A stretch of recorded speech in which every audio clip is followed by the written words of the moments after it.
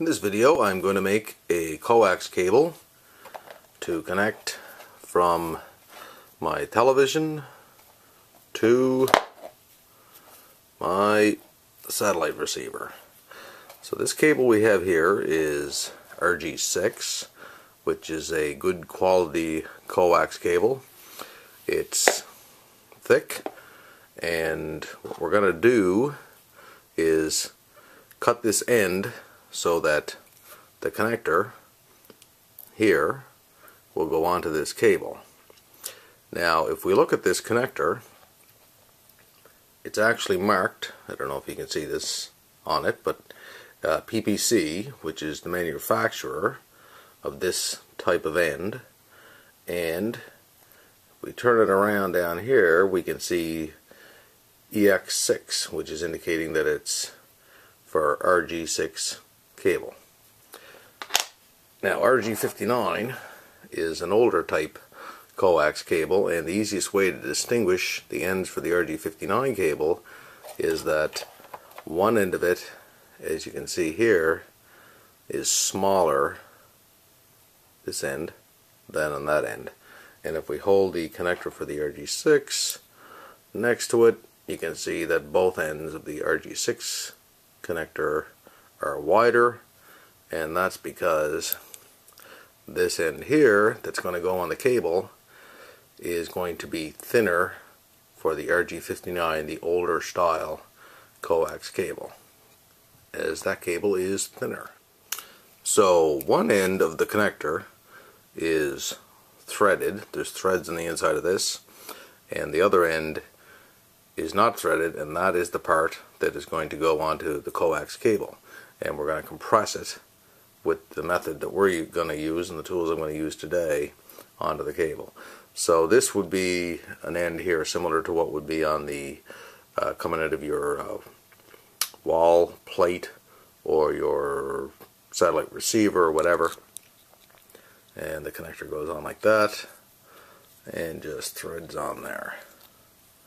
But we're not going to be working on the end that threads on. We're going to take this end and put the cable in it. So just to get that out of there, just to get a look at the connector itself again, we'll lay that here. This end here is going to be connecting onto the coax cable. So firstly we want to cut that straight. There's a bit of an angle on this, so I'm just going to cut that cable so that the end of it is relatively straight, and then I like to take it and just kind of squeeze it with the pliers so that the insulation, the white part there, is kind of basically not compressed too much. So then you're going to have a cutting tool, and these come in all sorts of different variations. You can get them at your local hardware store or electronic supply or whatever.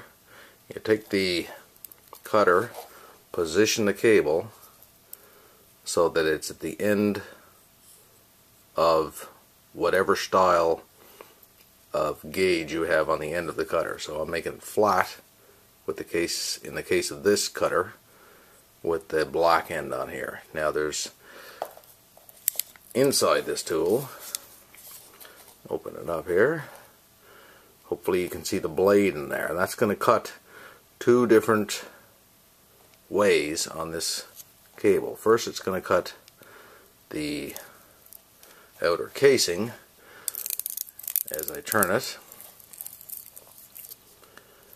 and then it's going to leave the insulation. So I'm just going to hold the coax cable and just move that a little bit.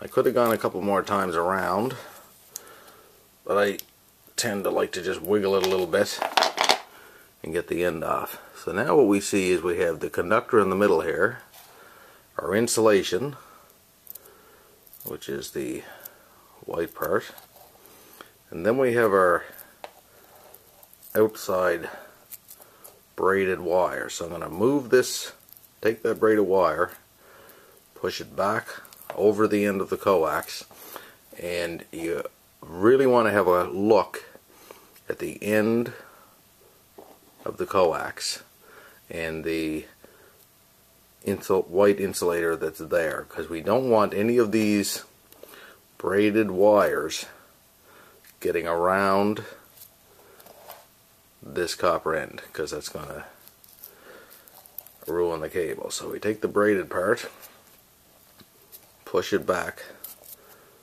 over the cable itself, and by that I mean the white exterior here in this case.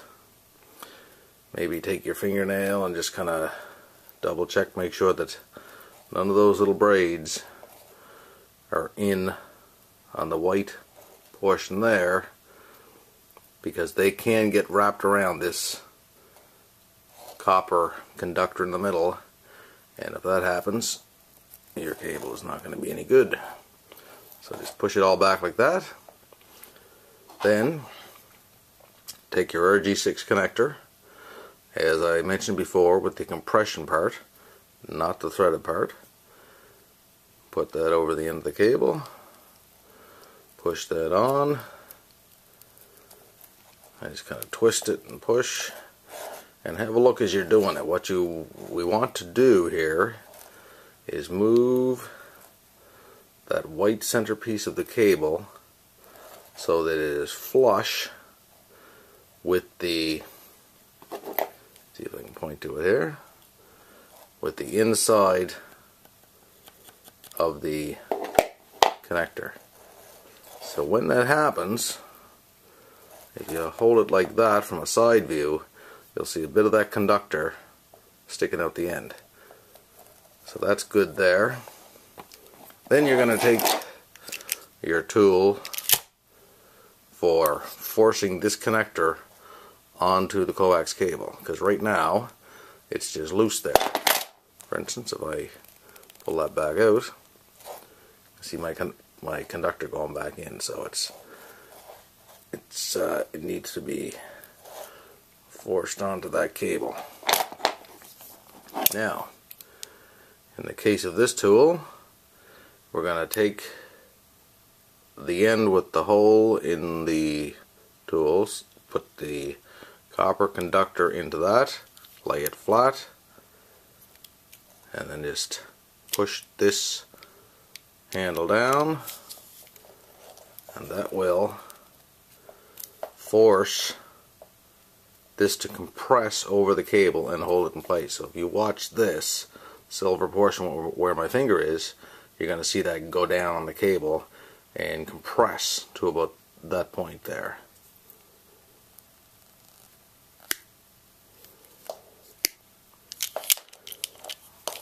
Simple as that. Take that end, and that's not coming off. So now I'm going to do the other end. Cut it flat across.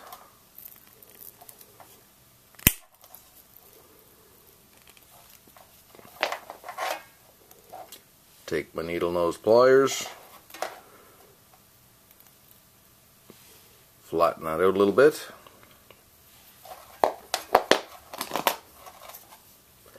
Place my cutter on there, making sure that the end of the coax cable comes out to the guide.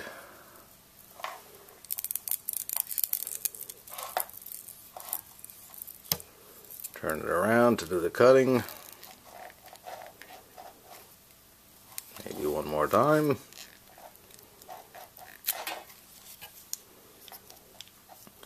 Open up my cutter to get rid of the ends of the cable in there.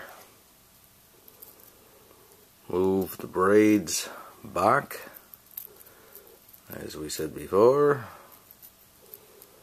I'm just repeating the process, so there's nothing new going to happen in this part of the video. Just doing it again in case anybody missed anything the first time. making sure that there's none of that braided cable in there touching our conductor. Take that RG6 end, put it over the end of the cable,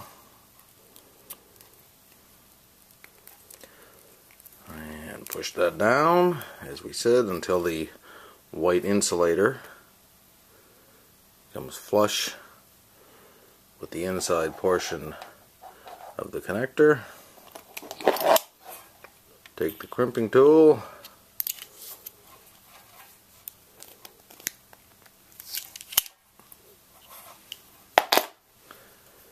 compress that down, and now we'll connect it and see if it works. So I have a satellite receiver, and I've just taken the old cable off, lost the signal, and we're going to try putting our fancy new cable on. And this mess here, I'm actually going to do another video soon about how to clean up an ugly mess like this and put a proper wall plate on. Anyway, this is my coax cable going to my satellite receiver. Take that off. I'm going to put a new bullet in there. This is called a bullet, by the way. Just connects from one cable to the other. Put a better quality one in there. As I say, I'm going to put some good quality ends in this cable in another video, and we'll put a wall plate on that and show how to do that. And then I'm going to take a fancy new cable that we just made. I'll screw that onto the bullet clockwise to tighten it. I'll take my needle nose pliers and I'll just tighten that up later on too. So that's connected there, and that goes to the satellite dish, as I say, or that would be your cable TV, whatever supplier you have for your television.